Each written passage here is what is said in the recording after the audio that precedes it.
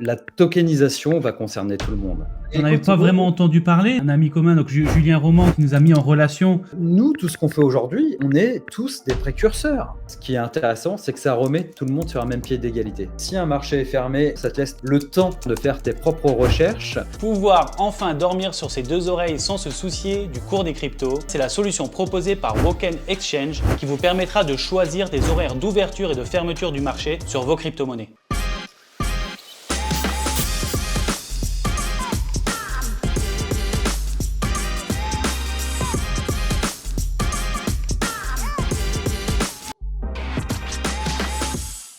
Hello JB, comment ça va? Salut Roca, ça va très bien, merci. Merci à toi de me recevoir. Merci à toi d'avoir accepté l'invitation pour venir te présenter et présenter ton projet. C'est super sympa de ta part de m'accorder un petit peu de temps. Non, mais c'est moi qui te remercie, franchement, ça me fait super plaisir. Ça me fait plaisir de venir chez toi, présenter mon projet Woken Exchange à toi, à ta communauté et à toutes les personnes susceptibles d'être intéressées par ce projet qui est assez unique pour le coup. Ok, est-ce que tu peux commencer par te présenter toi personnellement ton parcours? Moi je suis JB, je suis le créateur du projet Woken Exchange. Donc juste pour revenir un petit peu sur mon parcours professionnel, à la base je suis chef de projet digital, j'ai toujours évolué dans le milieu du web. J'ai commencé même dans la fin des années 90 Ok. et donc j'ai évolué naturellement du web 1 vers le web 3 où je travaille aujourd'hui avec mon projet. Sinon, mon parcours dans les cryptos est assez classique, on va dire. J'ai commencé en 2017 où j'ai découvert Bitcoin. Bon, je vais pas vous mentir, comme je pense pas mal de personnes. Pour la spéculation, direct. Ouais, oui, on va dire que c'était pour la spéculation. J'en ai entendu parler. Tu sais, en 2017, c'est devenu assez mainstream. Et c'est vrai qu'au départ, comme la plupart, tu rentres un petit peu pour la spéculation. Tu sais pas trop encore. Ça reste encore un petit peu underground, on va dire. Et puis au fur et à mesure, tu t'intéresses un petit peu plus au sujet. Et puis tu comprends surtout la révolution qu'est Bitcoin et également les crypto-monnaies de manière générale. Et du coup, est-ce que tu peux nous parler de la genèse un petit peu de ton projet, ton exchange Woken? C'est un projet sur lequel je travaille aujourd'hui depuis 2 ans et demi quand même. Je te refais un petit peu mon parcours dans la DeFi. Moi, la DeFi, je m'y suis vraiment intéressé en 2020. Je trouvais que c'était un univers vraiment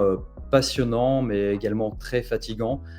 Si tu veux, je fais partie des personnes qui ont une énorme charge mentale. Je me couchais très tard, je me levais très tôt. Le premier réflexe, je prenais mon téléphone et je regardais les charts, quoi, tu vois.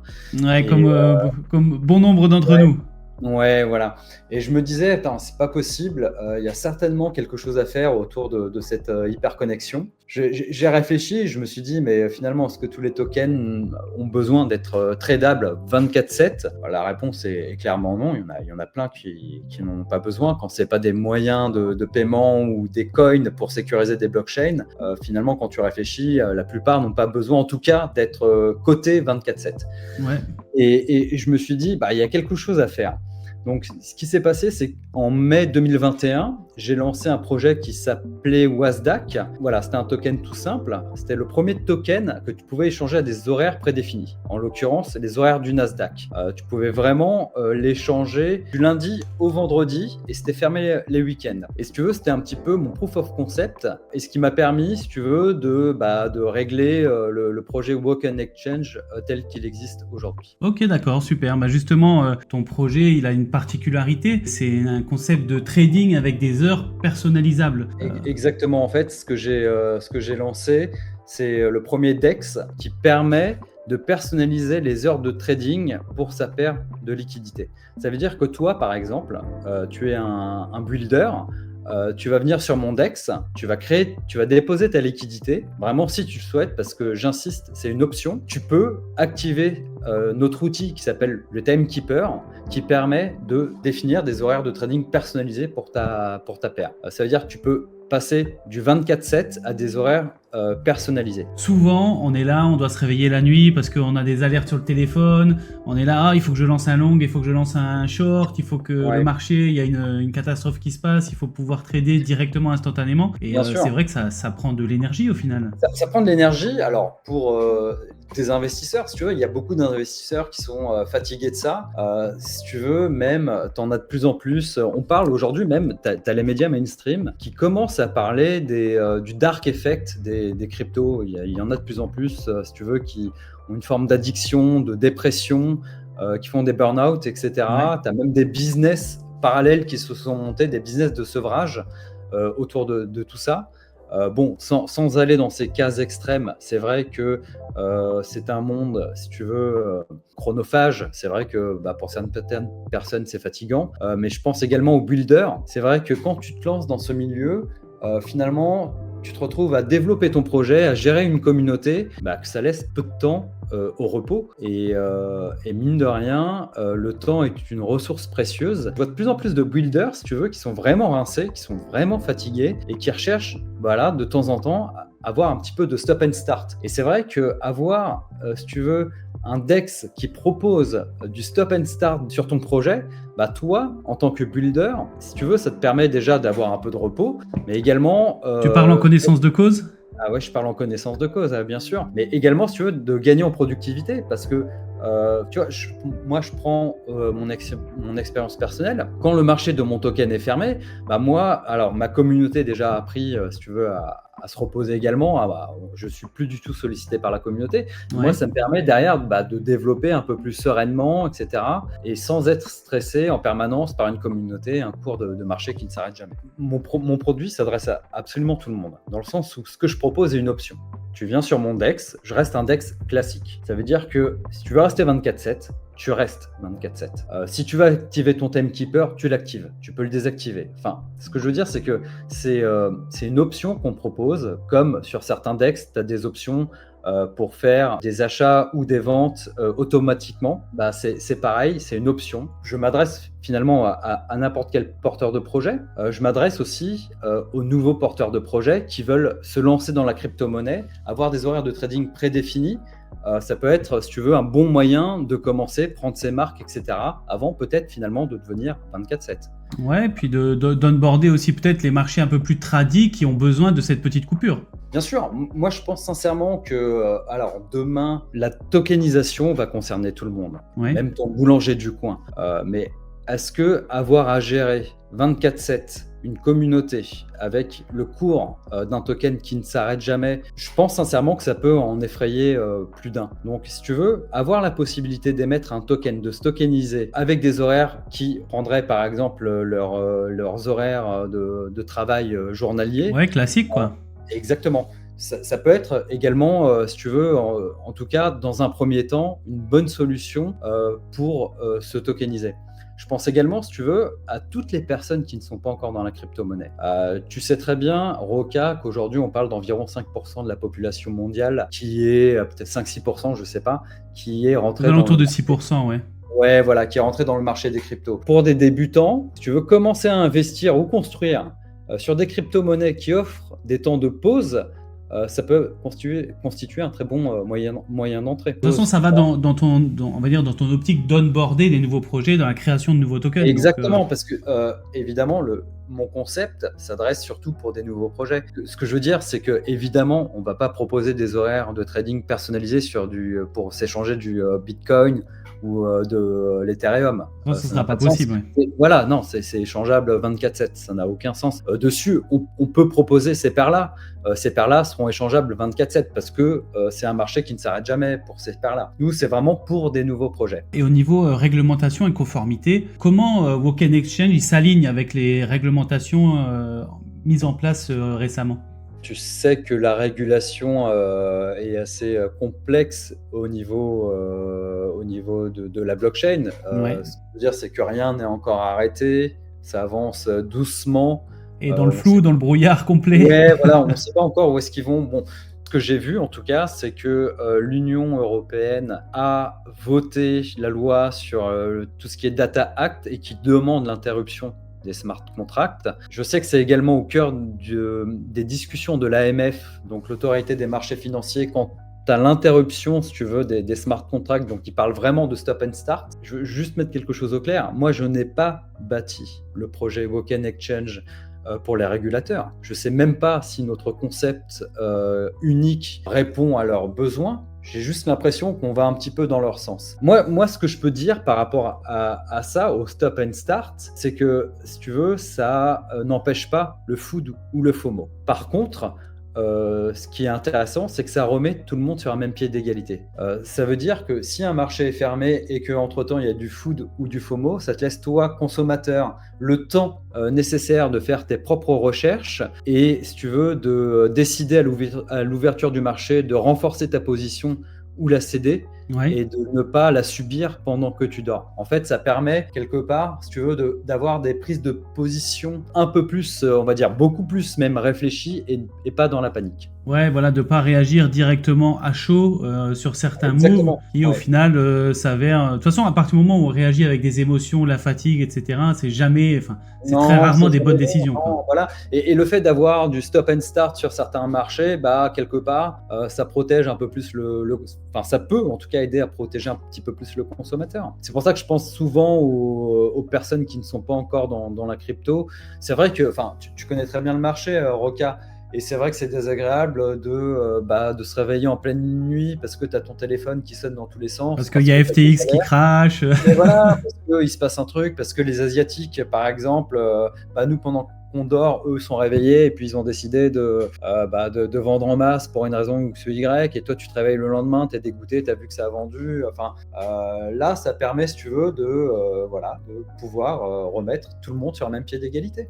Et est-ce qu'il y a une option dans le Timekeeper qui permet de lancer, on va dire, un ordre d'achat ou de vente dès l'ouverture du marché, un peu ce qui se passe dans les marchés traditionnels? Non, on n'a pas encore développé le concept jusqu'ici. Tu sais, j'aimerais juste... voilà.